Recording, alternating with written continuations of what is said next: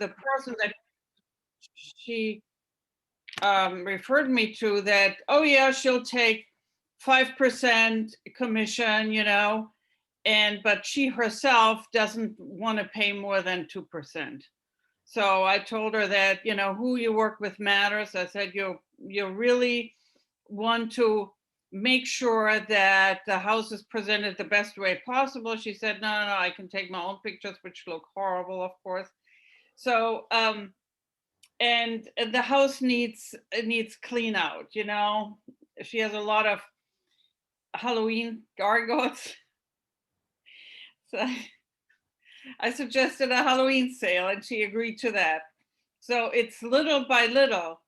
And I would like to get that listing, including the one that she referred me to, which is, looks somewhat promising.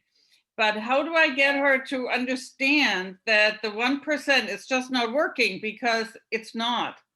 Right. So it's her mindset, Yeah. Yeah, it's a great question, and it's an interesting scenario. So I guess my first question is, have you made any inroads with the listing that she referred you to? Is that have you been there? Is paperwork being signed? How is that? No, it's an old woman. She's 89, and she's moving very slowly. She has made 2 phone calls on my behalf. I said, if I don't, hear back by her by tomorrow, I'm gonna call her. She said, don't call her, but I will. Yeah. Yeah. The reason I asked that is because, with someone she referred you to, if you could get that property secured on the market and sold quickly, it would be a perfect example of, look, here's what I can do when given the right tools.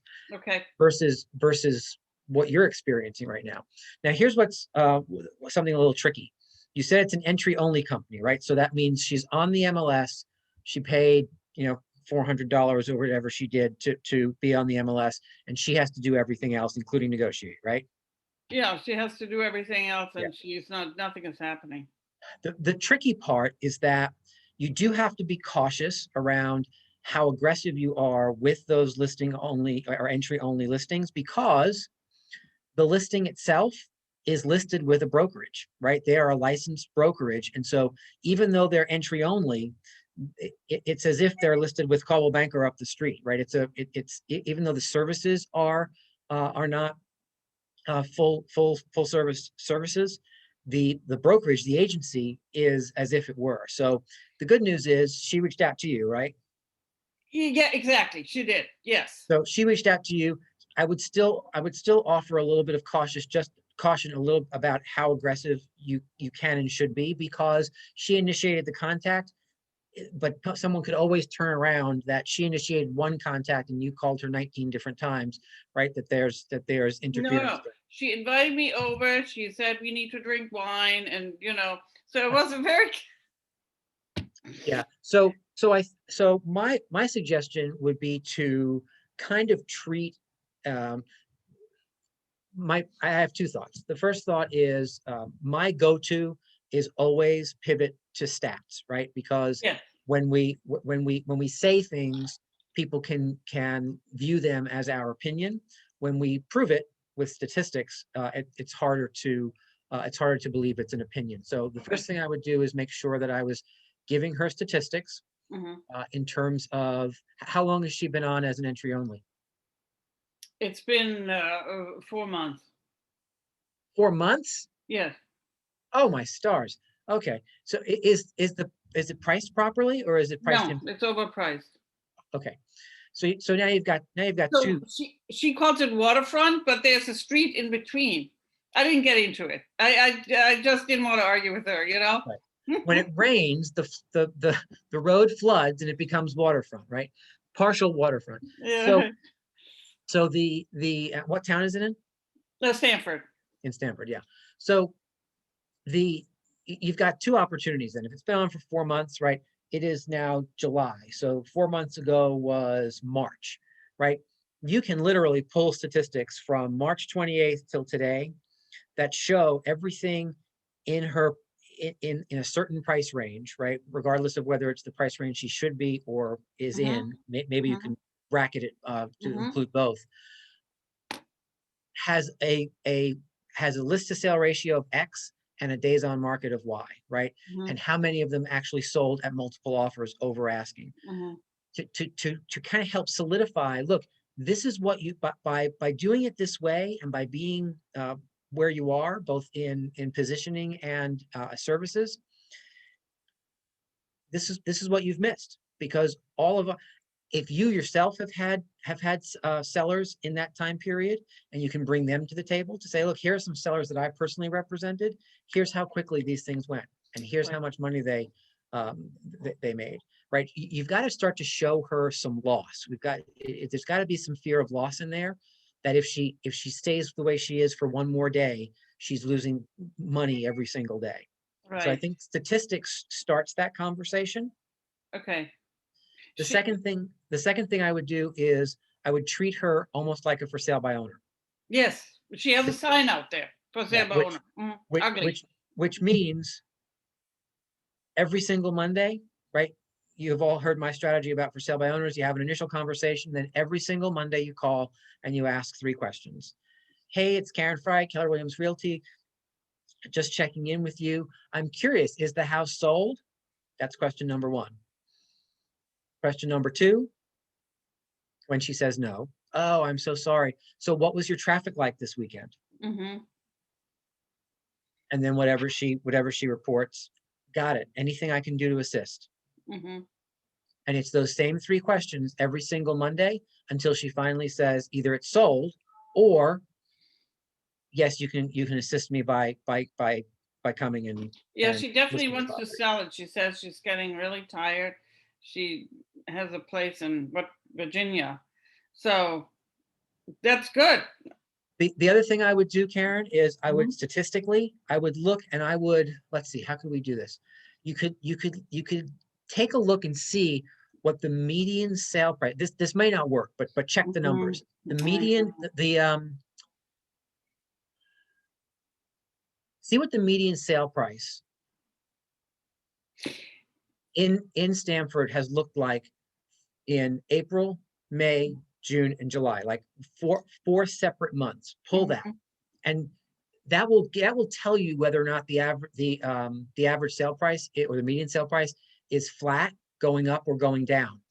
If you're lucky, at some you may start to see a trend line from March till today that the median sale price or the average sale price, depending on which one gives you the answer you're looking for, Mhm. might be lower today than it is in March.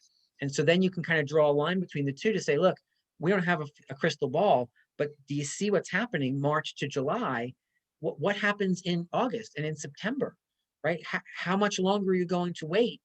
And how much more, this kind of percentage decrease per month equates to this much money out of your pocket. How much longer are you going to wait? So you could kind of show her a trend. It may not work because I don't know what the numbers look like, but I would try it. I would see what the numbers are and see if they work in your favor. So let me ask another question. What do you think about having neighbors that are kind of messy yard, loud, and so houses on the market or is going on the market, and you have bad neighbors? How would that? I mean, I don't know how to deal with that.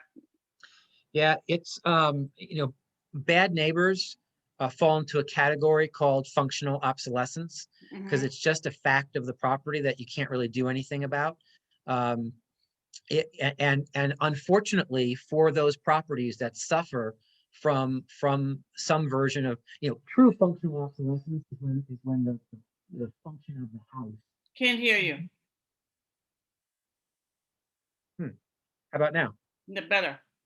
Okay, that's weird. You know what? I think I put my hands in front of my face. Oh, That's why. okay. Um, Functional obsolescence. Yes. Yeah, so the real definition of functional obsolescence is when the house itself doesn't function the way it needs to meet today's standards, It right? like has a weird layout. Exactly. However, that over time, that definition has kind of grown to include things that are just simply out of the seller's control, and so you have those issues. I believe that those kinds of issues, like an up driveway, a down driveway, a double yellow line, high tension wires in the back or the front yard, the train that goes through the backyard, all those things equate to discount. And I think we have to help sellers understand that there is this bucket of things that exist that equate to discount pricing. Because if the neighbors were crappy when she bought it, she got a discount when she bought it. So you can't now turn around and not sell at a discount because of the same crappy neighbors, right? Yeah. There's only one way to handle that kind of stuff. Either she goes next door and says, please clean up, or she adjusts the price to accommodate that. Mhm. Okay, got it. Thank you. You're welcome. What other thoughts do you have? What other challenges are you having? Anybody else having challenges on the list side that they want to throw out there?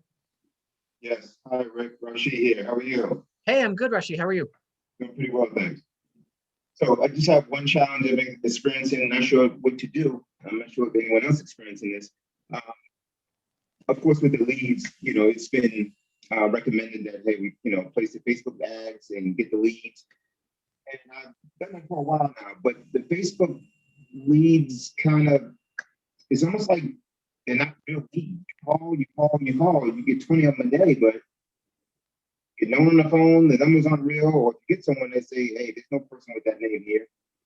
And so my question is, well, if you place ads on Facebook and the leads aren't real, what are the bigger teams doing in our office to get all these leads? Where are they getting their leads from? Yeah, so great question. And so I'll address Facebook leads first, because that was the foundation of the question. And what I think most of your colleagues are finding is that, Facebook ad campaigns, depending on what kind of campaigns are being run, have better hit rates than others. Facebook ad campaigns utilizing statistics to search for sellers seem to have some great responses, and Facebook ad campaigns that utilize your current buyers looking for certain properties, like marketing your own buyers to sellers that might be out there. Those two things, generic seller ads and specific using your buyers, marketing your buyers for specific houses, those ads seem to get the most real and timely responses. Almost everything else, if they're more generic, if they're just searching for buyers, or if you're just giving stats for a town, or call me for a CMA, any of those kinds of things, that's going to function more like just generic marketing, right? Generic marketing typically over time has a less than 1% return rate. And so if you're getting 20 a day, 5 days a week, that's 100. So you should have 1% of 100 is 1. So in 100, you might have one that not necessarily is going to purchase tomorrow, but that at least is real, that answers the phone, that might have a conversation about real estate. All the rest, the simple reality of Facebook ads today is that they function like internet leads, which means the volume is what you're paying for, and then you have to have a great follow-up system. And when I say a great follow-up system, that follow-up system is from anywhere from 30 days to 18 months, right? 30 days to 18 months to incubate these people, keep talking to them, keep blasting them out, and many of them won't ever respond or call you. And then a year later, you get a phone call and it's one of those people. That's kind of how internet leads work. And I think that what your colleagues are finding is that Facebook ads are behaving more like internet leads than anything else. Does that help? I mean, I know it's not the answer you maybe were looking for, but does that at least help explain what you're experiencing? Yeah, that gives some insight. Yeah. And so the second part to your question, so I think shifting or morphing the message of the Facebook ad might help. I'm not sure exactly what message you're using, but you may want to try some different messages. And put out there in some kind of a Facebook group that has your colleagues in it, like maybe the Market Center's Facebook group. Ask what people are doing, or put out a blast email. Ask what people are doing in terms of content for Facebook ads that they're finding good success with, and see what you get back. See what answers you get back. I would inquire of those who are actually doing it. And so the second answer to or the answer to the second part of your question, where are our highly productive agents and teams getting business from? The list is short and sweet. Database, current inventory, buying leads. So, pay systems like Zillow, like Realtor.com, like those kinds of things that where you pay for leads, and then some open houses, and then some version of other lead generation they're doing that's a mix of, calling expireds or for sale by owners or longer term marketing type stuff. But the main sources for most of your colleagues are database. Client events has been huge for many of them. They just do client event after client event after client event and ask for referrals. Open houses. So either they or their teams are in open houses every single weekend, and paid ads. Paid leads. That's where it's coming from. Does that help, or does it make you want to slit your wrists? No, thank you. That helped. How expensive are paid leads? So it depends. It runs the gamut. I know people who pay, $100 a month. I know people who pay, a couple of $1,000s a month. It depends on who you're using. Oftentimes it depends on the location of the lead. Some people charge more for higher price point territories. Some people charge more for more popular territories, right? So it kind of runs the gamut. However, here's my thought. My thought is if I can have a return on my investment, is it worth paying for leads? We've spent a lot of time kind of demonizing and villainizing paid leads. And I just think that's a mistake. I think that you have to spend money to make money. Now, that doesn't mean you should give up or stop doing all other forms of lead generation. However, as a part of your lead generation, to spend money to have leads sent and scrubbed, I don't think is a bad thing. Again, a lot of your colleagues are doing it at a pretty high level and make money. You got to track it. If you're spending $1,000 a month, that's $12,000 a year. If you make $10,000 from that $12,000, that wasn't such a great return. If you make $85,000 from that $12,000, well, I think I'd do that all day long, right? So you just have to kind of weigh the pros and cons. Here's the trick, though. For many of you, you're unwilling to spend it without a guarantee, right? Welcome to business ownership. There is no guarantee. you gotta put it out there and monitor it and see what happens and be smart about it.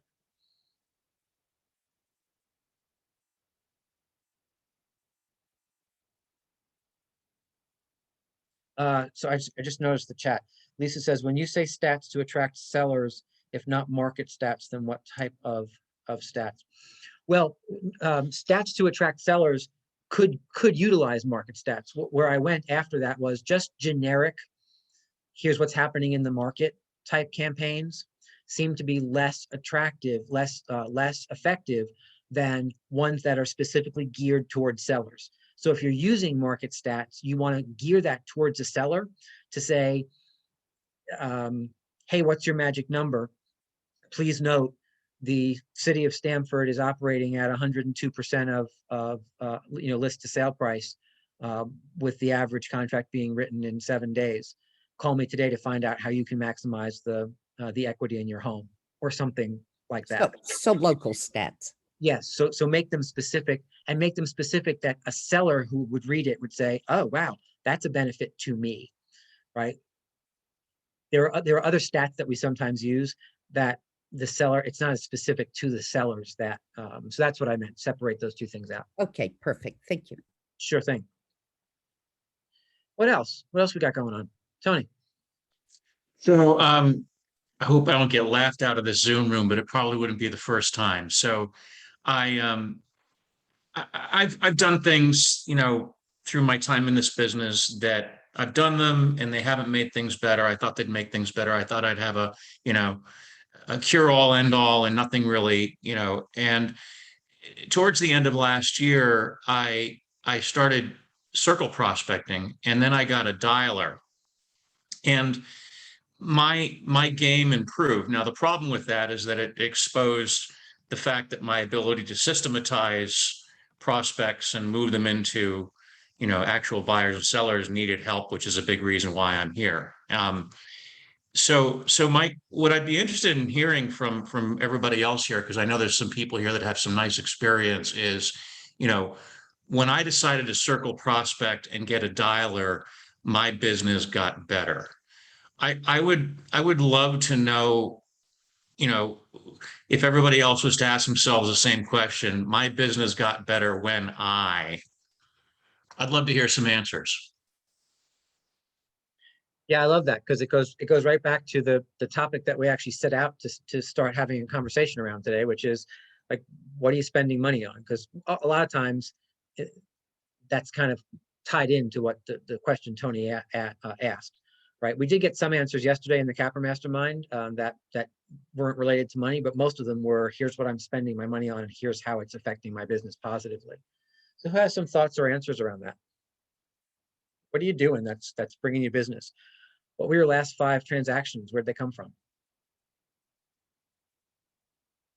Is there a trend? Yeah, Rashi. One thing, Tony, and everyone here has heard this, I just never did it, but I'm very limited in doing it, but I've noticed the business in return. When I just keep in contact with people I've done transactions with, I'm notorious for doing a transaction. Okay, it's done. And I normally don't reach back out again, and I'm leaving money on the table. But there are a few people you just form a friendship through transactions, so you just instinctively stay in touch with them. And those are the ones who sent me business. And naturally, there's that aha. What if I would have did this with everyone? Yeah, so true. I love that, Rashi. And so basically, what Rashi's saying is the fortune is in the follow-up, right? And so if you don't have a system in place, right? And I think that's what Tony was pretty much putting on the table, right? His system of maybe you weren't using the dialer for follow-up, but a dialer and a database can be a system for follow-up. You just need some simple scripts to add to that mix and contact. Remember, your success in real estate, if you've never heard this before, you should write it down because it's important. Your success in real estate is directly related to the number of people who, when they think of real estate, think of you. Your success in real estate is directly related to the number of people who, when they think about real estate, think about you, right? And so as a business owner, ask yourself that honest question. How many people think about me when they think real estate? And if the answer is not many, well, then you know what your task is. How do I start having more people think of me more times? And the answer is pretty much Rashi gave you. It's you have to talk to them. You have to talk to them. Your brilliance during the last transaction doesn't equate to future business. It doesn't. Trust me. I have been doing this for 21 and a half years. It doesn't equate. I think you're wonderful. You think you're wonderful. And the client likely thought you were wonderful during the transaction, but the day after it closed, they don't remember your name. I'm sorry if that's offensive to you. However, it is kind of the truth, right? So we have to do a better job as an industry. We are terrible at that kind of follow-up. And so we have to really make a concerted effort.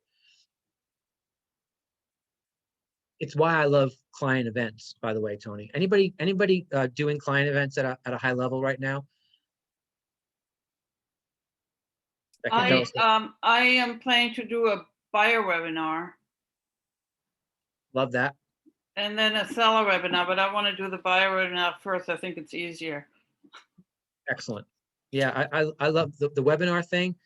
And today with Zoom, people are used to 6:30 or 7 o'clock in the evening, kind of jumping on a Zoom for 45 minutes. Here's my tip on that. No longer than an hour. Oh, no. An hour is plenty of time. So do like 40 minutes of content and then 20 minutes of Q&A and you'll be golden. Yeah. What else? What other kind of client events are you doing? Well, I got a puppy, so I'm gonna use my puppy to do stuff. I'm not sure exactly what yet. I was gonna have a puppy party and everybody wanted to bring their dog. I'm like, no, that's not what I wanted. Right. Just come over, about look my at the dog. puppy and bring a present. Yeah.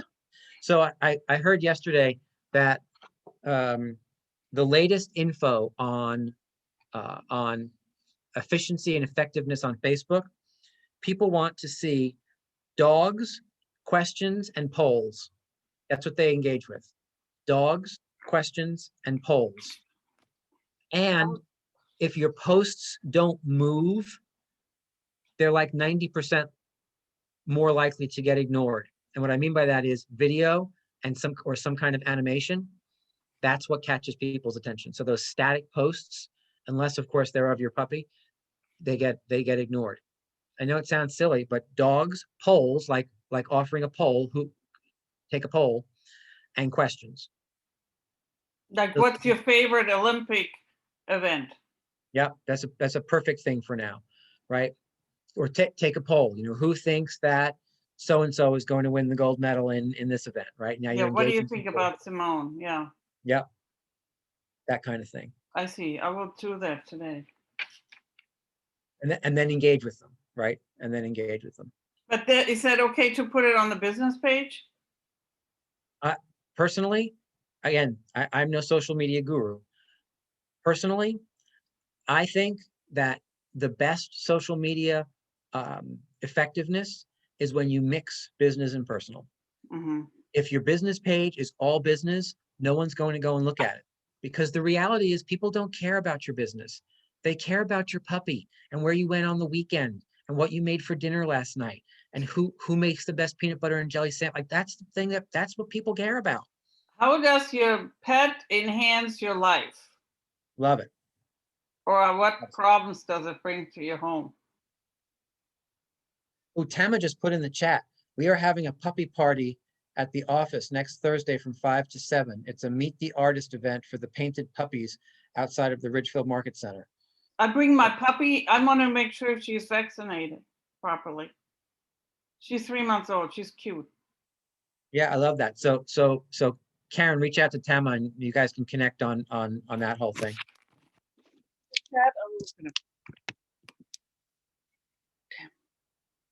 Um, Well, oh yeah, they have to be on a leash. That's right. yeah. And maybe go to the bathroom before we. Yeah, it's funny. Nobody mentioned to me that they were having dogs in my office, but we'll address that offline. It's apparently I read that it may be an upcoming trend. Pets in the office. Okay. Well, then maybe Caldwell Banker will be exciting for some of you because we're not bringing dogs to the office. No, because not everybody's well behaved. That's right. So let's get back to Tony's question. What else are you doing? Anybody else with client events? Because again, I know events have worked really, really well for a lot of you and a lot of your colleagues. Okay. I can give you two more if you'd like. One of my coaching clients they are doing on the 11th of September. They are having a picnic barbecue thing in the park. They're just going to do hamburgers and hot dogs on the grill, invite their clients and their kids, have like a cornhole game and a couple of little games going on. Like for 2 hours, simple. Come grab a hot dog, grab some lemonade and some spiked lemonade for the adults. They're going to have an ice cream truck pull in after the first hour, and everyone can go and get an ice cream if they so choose, and done. So it's a simple afternoon in the park. They don't have a venue cost because it's a public park. They have a hamburger and hot dog and bun cost and some beverages with maybe some coleslaw and potato salad and whatever the cost of the ice cream truck is. So it's a really simple kind of event. and people love that stuff. So can anybody who comes to the park participate? I mean, anybody who's in the park can eat the hot dogs, can go up. Yeah, so no, they're doing, they're sending out, like, to their database, they're sending out an invite, and so you have to show your invite. Right, but if the people come, the clients come, and then there are other people in the park, they could also come. Yeah, that's their intent, is to have this be a party for their clientele. It may be in a particular section. Exactly right. However, I will tell you that I know people who, my business partner does something called Love Ya a Latte, and she kind of migrates around coffee houses locally, and she works with the coffee house. She sends an invite to her database to say, meet me between 8 and 10:30 on Tuesday morning at wherever, and coffee's on me. And so she just sits for 2.5 hours, and as the clients come in, she just buys them coffee. And what she has done over time is she starts buying coffee then for everybody who comes in during that 2-hour period of time, or whatever that time period is. Interesting. And she's there, so she gets to kind of pass out her business cards, ask for contact information. Hey, would real estate updates be helpful to you? And she gets to have conversations with strangers, add them to her database, and they do it because they feel like they owe her because she bought them a coffee. She calls that Love Ya a Latte, which I think is a cool, fun name. Funny. So who is that? I want to. So if people come in, she sits and she said, "Hello, welcome to ABC Coffee House. I'm a realtor. I'd like to buy you a cup of coffee." Yeah, drinks are on me today. And so it's Debbie Orr, and you can certainly reach out to her for more info on exactly how she does it. I also think she taught a class a couple of months ago, so you can check the YouTube channel, Okay. because I know she recorded it, so she may be able to. Tanya's nodding her head, so she did do that, Tanya? Yeah, good. I thought I remembered that. So you can check that out, because that might answer some of your questions. I do better with people face to face. Kimberly Tapscott yesterday told us on the Capper Mastermind that she just finished an ice cream social. She just went and stood outside of Dairy Queen, had invites done and sent them to her database to meet her at Dairy Queen between 1 and 3 on Wednesday, whatever that was. And as her clients came up, she worked it out with the Dairy Queen ahead of time that when the client comes and hands the invite in, they get an ice cream for each of the people that they brought. And so then Kimberly just pays for the ice cream at the end. The Dairy Queen just counts up the tickets that got done.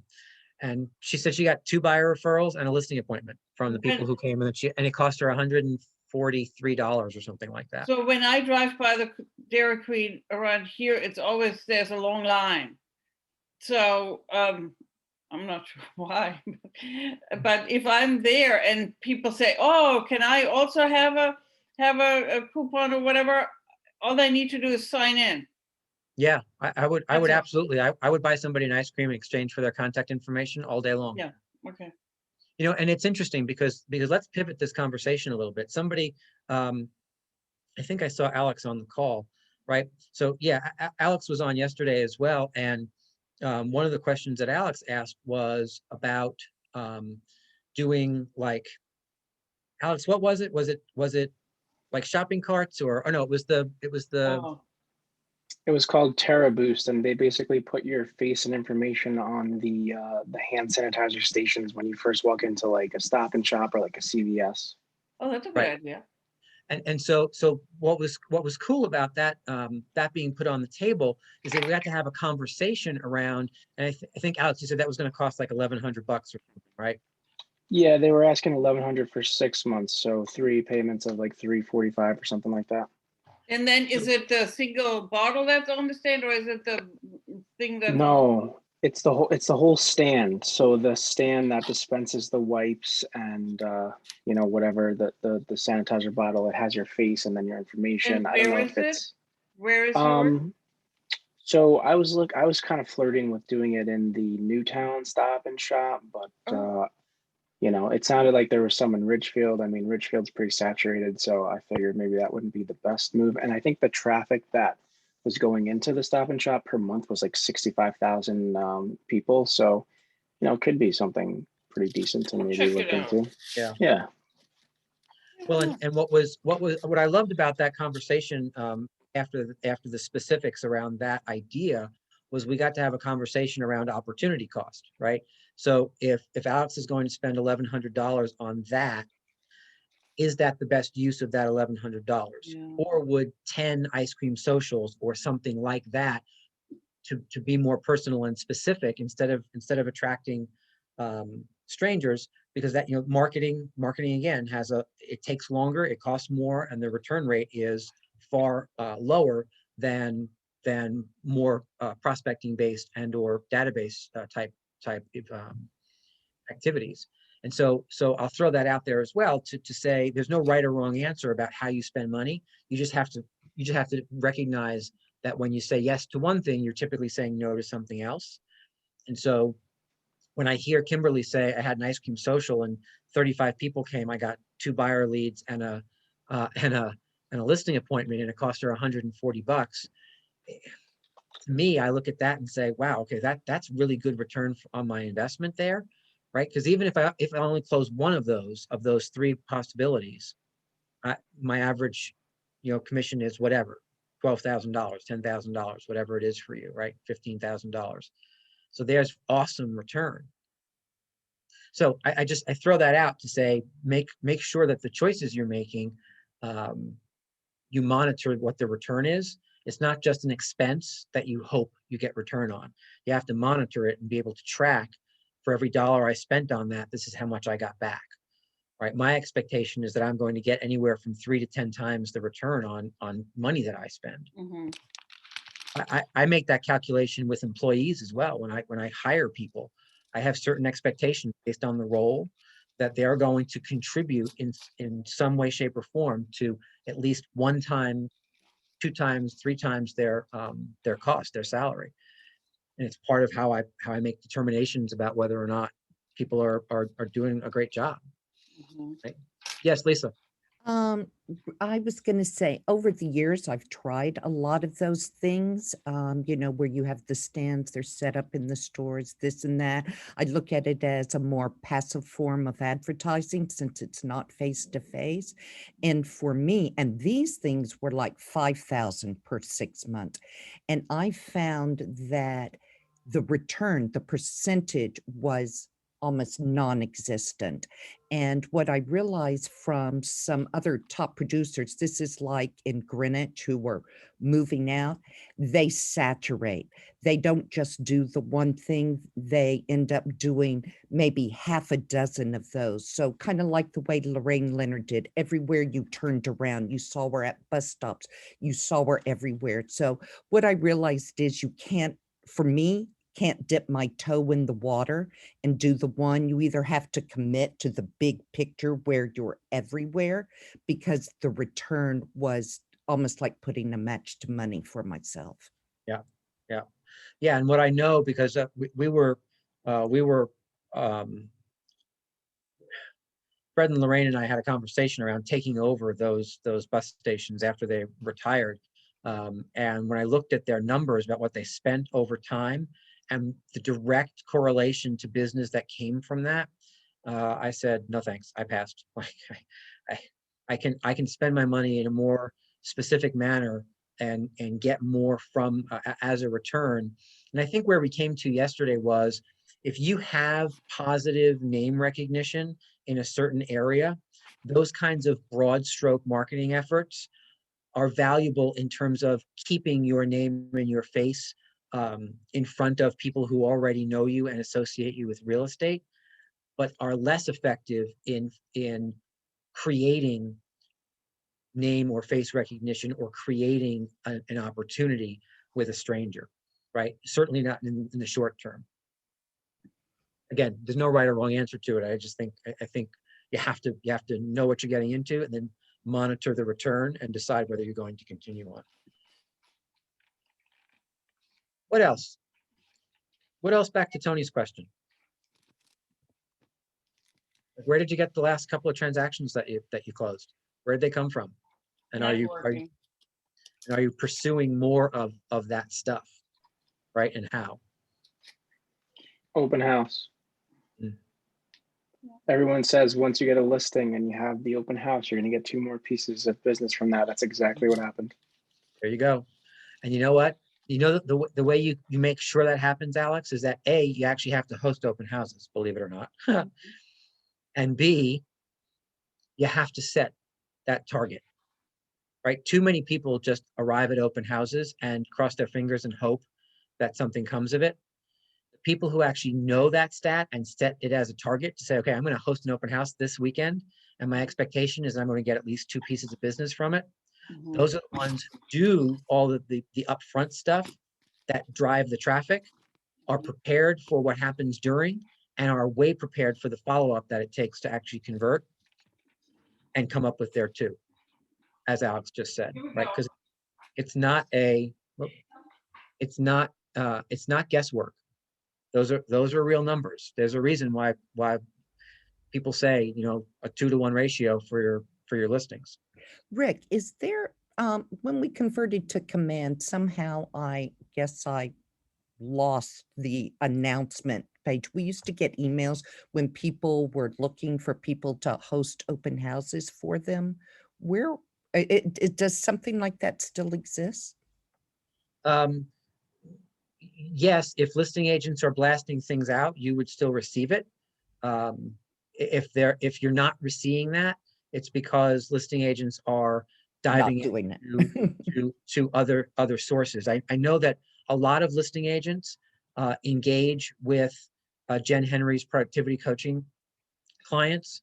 And so there's if you're not involved in that, it may be that enough listing agents aren't blasting out to the office because they're finding the talent they need inside of the coaching group. I do know that a lot of agents look to that coaching group for that, because there's a level of experience and training that goes along with that. However, the other thing I would encourage is, if you're looking for open houses, don't wait for the outbound. Run a report of the town that you want to do open houses and the price range. See who in our offices have listings, and then just call them. And just ask them, hey, I'd like to do that on Saturday and that on Sunday. Is that okay with you?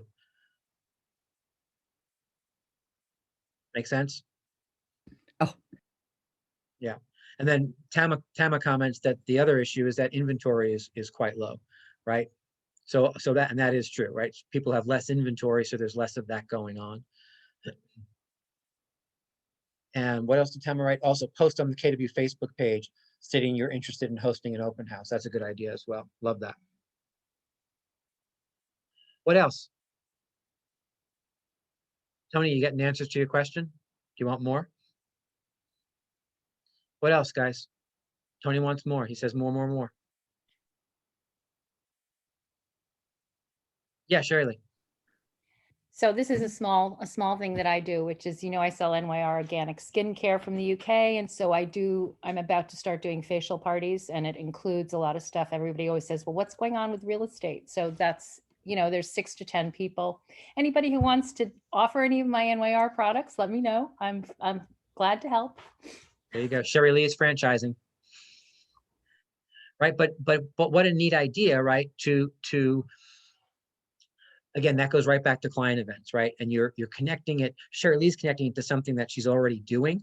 If you don't have something like that, you can just connect it to Donna Gilbert did happy hours for over a year.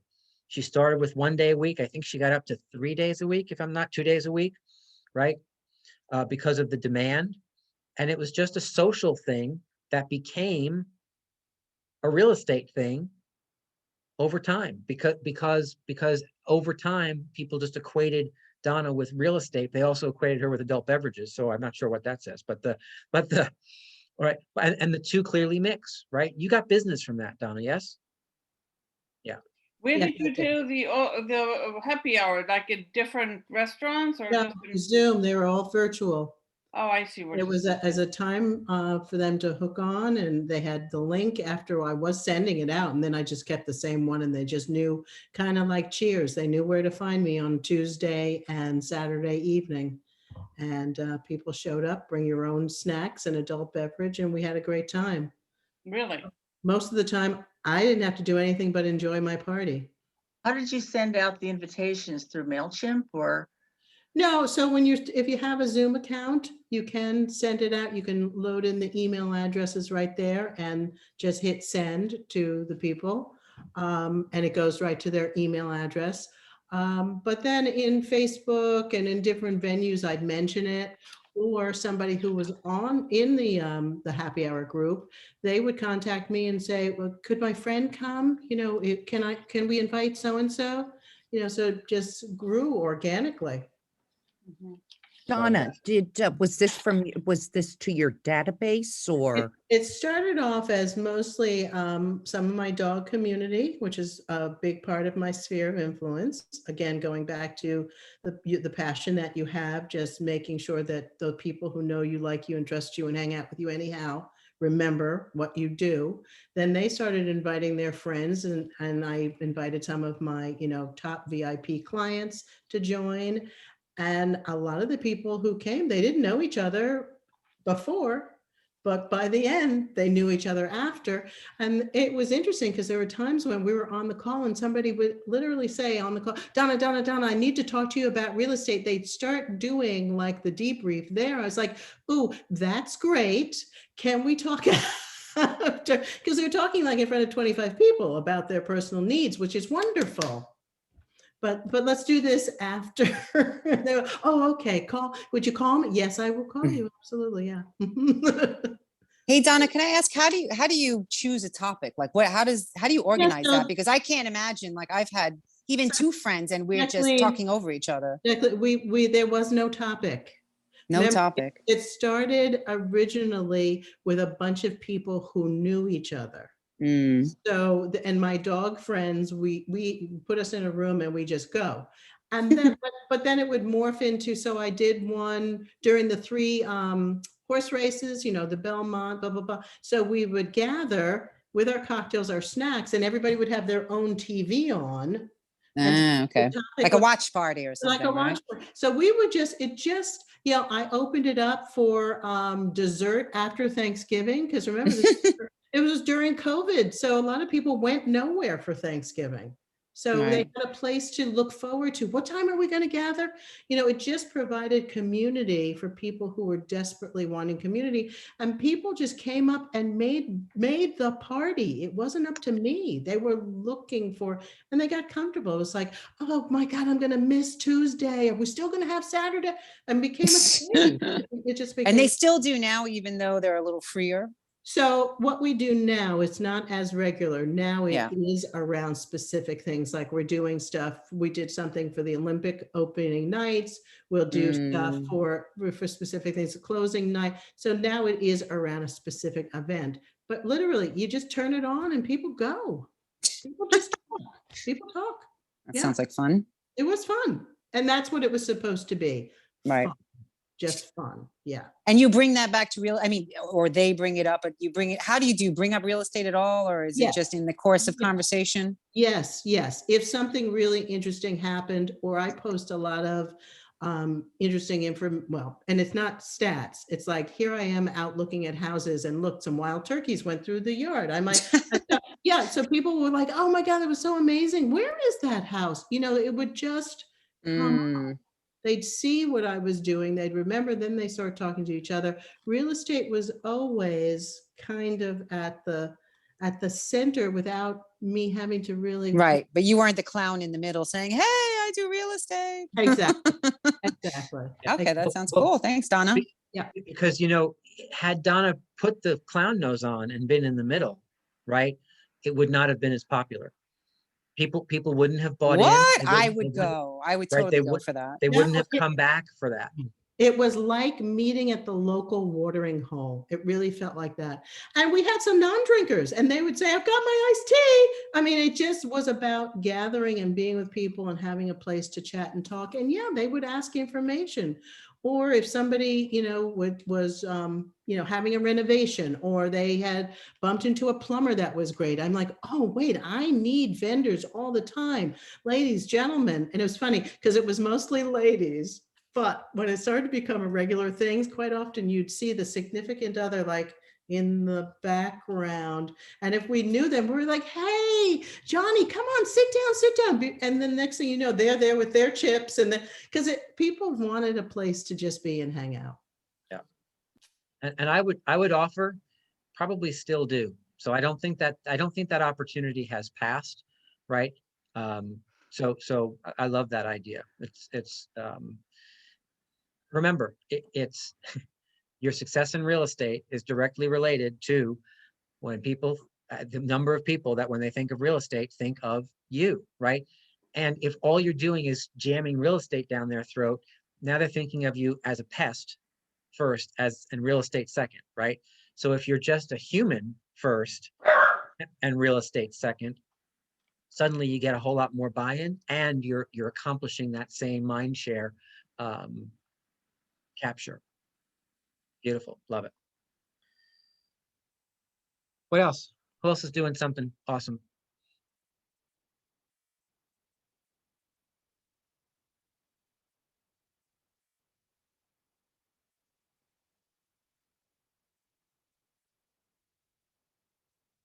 Just looking to see what came up yesterday, if there's anything else from yesterday that makes sense to pass out. Yeah, and so the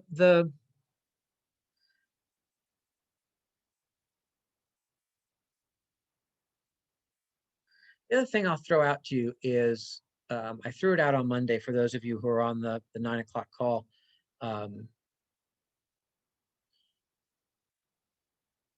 Decide how approaching your business with a take no prisoners mentality starts to change the way that you show up, right? And it's funny because I had so many people throughout Monday and into early Tuesday text me and say, my version of that is this, my version of that is this, here's what it looks like for me, here are my activities.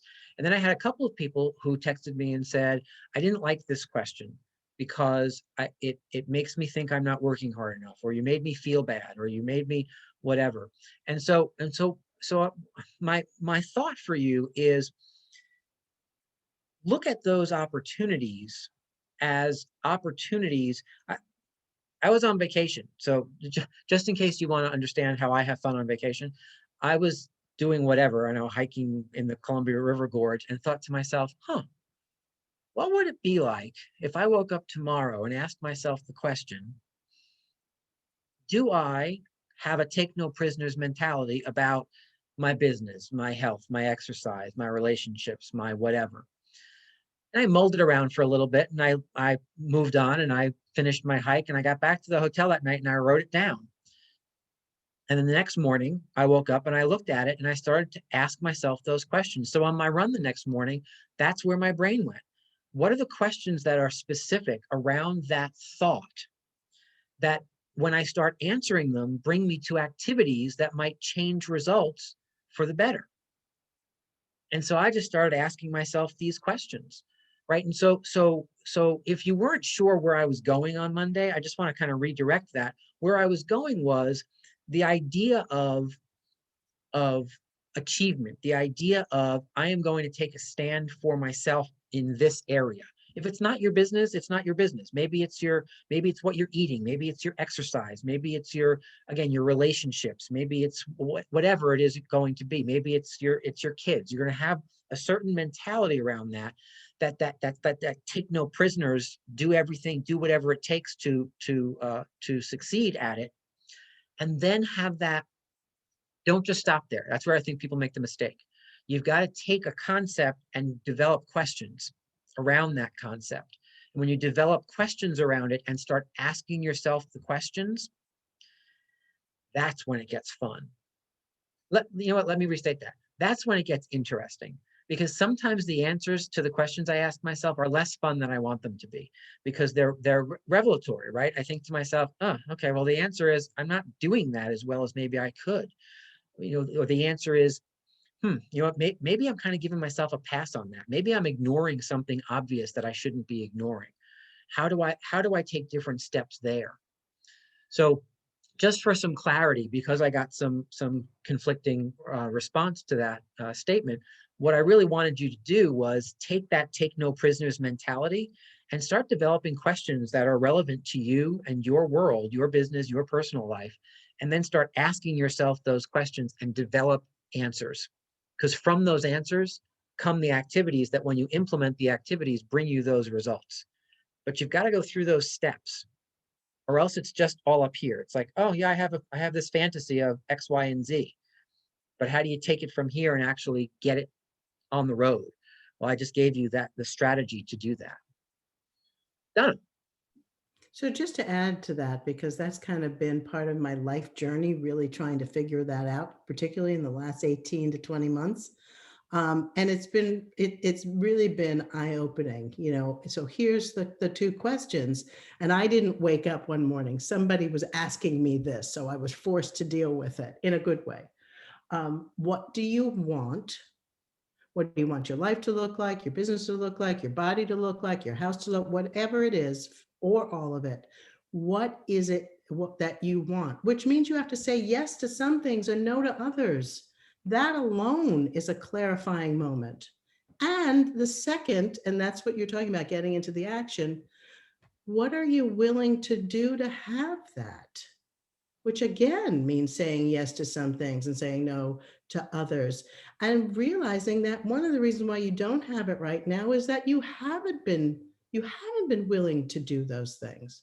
When you get that laid out, those two things answered clearly, for me, it's allowed me to become very appropriate in almost every moment.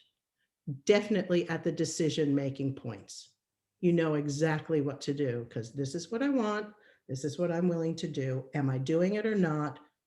And there's the answer. So, Yeah. You know, what they say, success is simple. It isn't easy. That's right. That's right. And successful people are willing to do the things that other people are unwilling to do, right? Because the word willingness that you used is massively important as part of that conversation. You have to be willing. If you know what to do and you're unwilling to do it, I'm not sure there's help there, right? You have to be willing, because you're the only one who can adapt or adjust your willingness. Nobody else can do that for you. And if you find out that you're not willing to do it, at least you can stop whining now. Yes. No, and Yes. I mean that in the nicest possible way. You realize it's your choice. That's why it's not happening. Yeah. And trust me when I tell you that everyone around you will be very appreciative if you stop whining. Right? Because we all do it, right? We all do it. We all tolerate it more from ourselves than the people around us, if they were telling the truth, really would like to tolerate it less. I love that. Sherry Lee, closing words, because we're out of time. So I had this revelation yesterday, along with what Donna was just saying. How do people receive me? Do I let people know that I'm happy and eager to speak with them? Because I actually made a choice yesterday to not use a vendor, because every time I called this vendor, it was sort of like a little disdain, a little bit like blah, blah, blah. And so I called another one, and this one was so happy to see me. She came and visited me. She helped me with a bunch of things yesterday. And I was like, oh, what a difference. It was like, you know, it could be that someone's having a hard day, but if you share your hard day with everybody, they're not wanting to talk to you. So Yeah, so true. I love all that. I love it. I love it. I love it. Yeah, personal growth is a cool thing, right? Dive into it. Don't be afraid of it.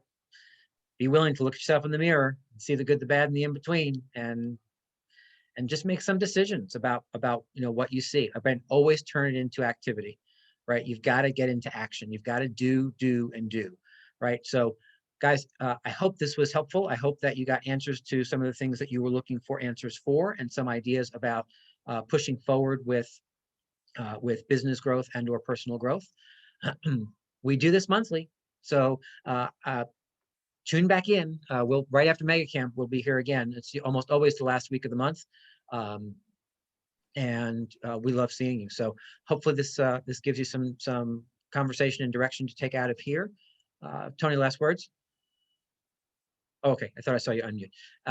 So I wish you a lovely afternoon. Oh, We'll see you Rick? tomorrow morning at 9. Yes, Diane. I have one question. Is the Mega Camp on Zoom? Mega Camp is digital, so it is not Okay. on Zoom, but it is Oh, digital. Oh, it's digital. Okay. Yep, it's its own platform, so you can. Okay, I got attend confused. MegaCamp. Somebody said, yeah, it wasn't on Zoom, so whatever. Well, Uh, it's both this year. They're MAPS Mastery coaching clients, as well as the top 2,000, I think, agents in the company were invited down in person, because Austin has restrictions as to how many people they can have in Mhm. the convention center. And for all the rest of us, it is remote again Okay. on the MegaCamp platform, which is similar to the Family Reunion platform. So if you haven't registered, I do encourage you to do that, guys. You want to talk about bang for your buck? It's $119. Many of you spend that on coffee in a week. Don't drink the coffee one week and sign up for MegaCamp. Spend some time with Gary. Spend some time with people who are operating at a really high level across the country. Get out of your zip code, and engage. Plus, we'll have some fun, cool social activities in the market centers, and then at night after each night. So that'll be fun too. Guys, enjoy the rest of your afternoon. We will see you soon. Later, potatoes.